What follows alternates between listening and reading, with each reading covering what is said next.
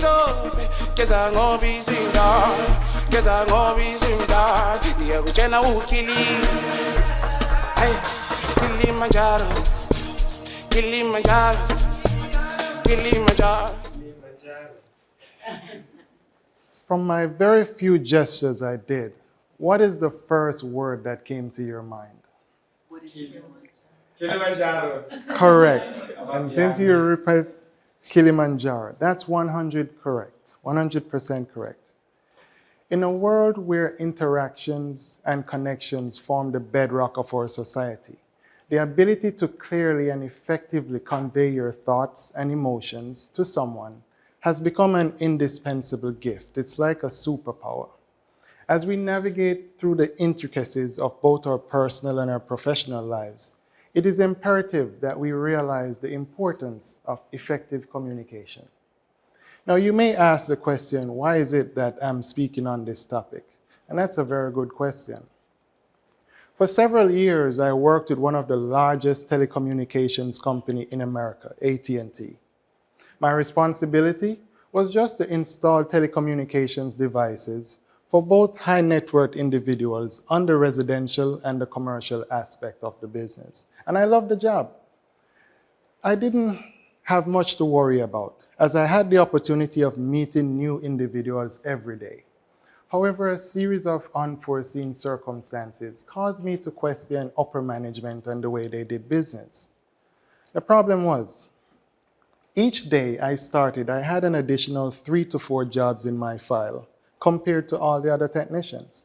And while I'm not opposed to working hard, over a year, it became overwhelming. To the point where I remember that morning I walked into my supervisor's office and I said to him, "Can I ask you a simple question? There are a lot of technicians here. Why is it that I'm the only one that starts with these additional jobs?" He paused for a while and looked at me and said, "Asson, you're an effective communicator. And of all the technicians, you have this natural, innate gift of diffusing and de-escalating chronic problems. And that's why you're the one for the job." And that's how I got my first promotion. I was now responsible for training all the other technicians coming in the company on the same skills that I was utilizing to be effective. And I dedicated years, over a decade and a half, studying. And I looked at the psychological approach. I looked at the small nuances of nonverbal communication. And I also looked at the cultural differences. And my main aim was to perfect that art of being persuasive and effective with getting my point across.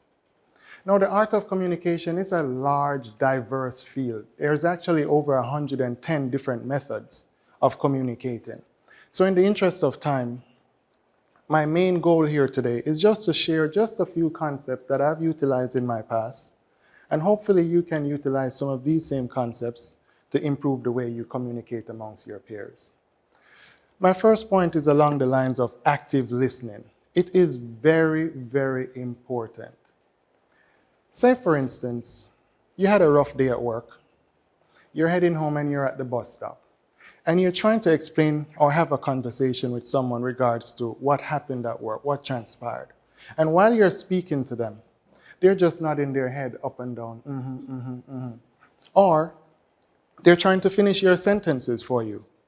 But you know, if you pause for a second and ask them a question pertaining to what you just mentioned, they can't give you a logical answer, because we've called that they've zoned out.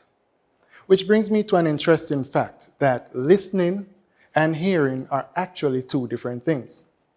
So to practice active listening, one of the main things you need to do is maintain eye contact. Avoid disrupting the speaker. And if you do have to disrupt, ask qualifying questions that will demonstrate your level of understanding. Now, amidst all of that, you also want to be clear and concise with your message. Clarity plays a very important role. You simply can't just send all the letters of the alphabet in a text message to someone and expect them to decipher what you're trying to say. It doesn't work that way. When was the last time you had a conversation with a technically minded person, an IT professional, web designer, or a programmer? You ask them a question a few hours later. They've beat all around the bush and your question is still not answered, which signifies sometimes simplicity is more effective in communicating. You don't have to use technical jargons, complex verbiage to seem smarter than the average person. And while you're doing that, it would serve you well to exercise a little bit of empathy. Empathy goes a far way. It's more on the emotional side, where you're able to connect with that person that you're speaking to. Can you imagine how I felt after working 85 hours on a Saturday morning, picking up my job queue and finding 3 clients that 15 technicians went out before and could not resolve the problem?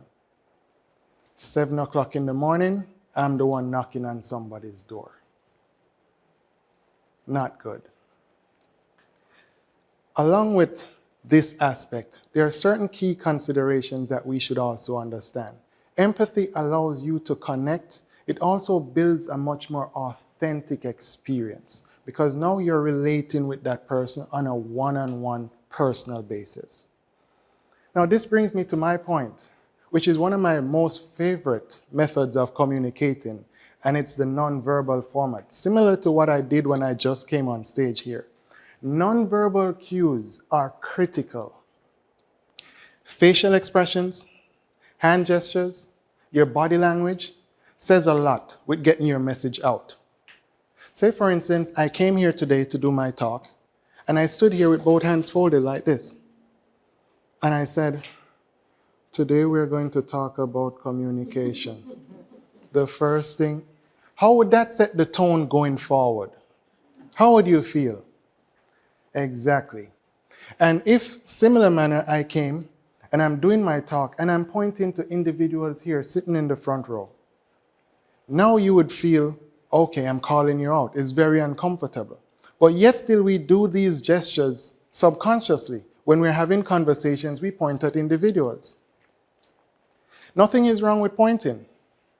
The same gesture, if we're having a discussion and I do this and I look upwards, you'd automatically assume I had a question and you'd pause to allow me to give you my question.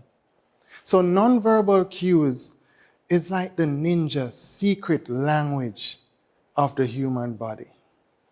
And whilst I've mentioned a few skills, you also want to be adaptable. You can have your own preconceived way of getting your message out. But when you approach the situation, conditions may have changed. So being flexible sometimes will allow you to connect better with the person you're speaking with. And whilst you're able to do all these concepts and encompassing everything, it will give you good conflict resolution strategies. Might we all agree that conflict is a part of any communication? There's always something that's going to go wrong at some point in time. Statistics have shown that your tonality significantly helps to avoid conflict. If you're at the top of your pitch and I'm doing the same, it would be a debate, it would be a headbutting competition. However, if you lower your tone just a little bit, a few decibels, avoid using the blame game situation. You did this, so I am going to do this. How about taking a different approach? How about, I understand your point. I totally get why you feel that way, and you have a valid reason to feel that way. These words and the psychology behind it will assist you to diffuse a situation. And sometimes it's just a misunderstanding, a battle of the egos. In my home country, where I'm from, Jamaica, one hand gesture can mean several different things. A simple could be met disrespectfully, like, okay, go away, I don't want to talk to you. However, the same hand gesture repeatedly could save somebody's life. Hey, hurry up. Go across the street before the car comes. We have to understand that Communication is a bi-directional process. It goes both ways. Both the sender and the receiver play critical roles. If you understand this, your experiences would be different.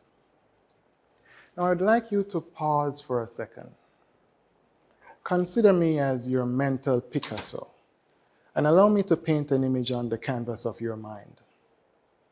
I'd like you to think of where good and effective communication can take you.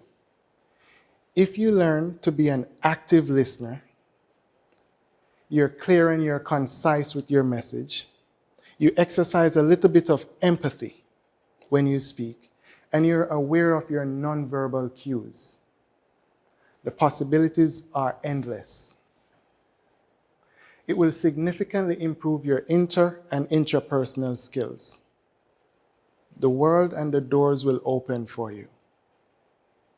I'm here today because of good communication.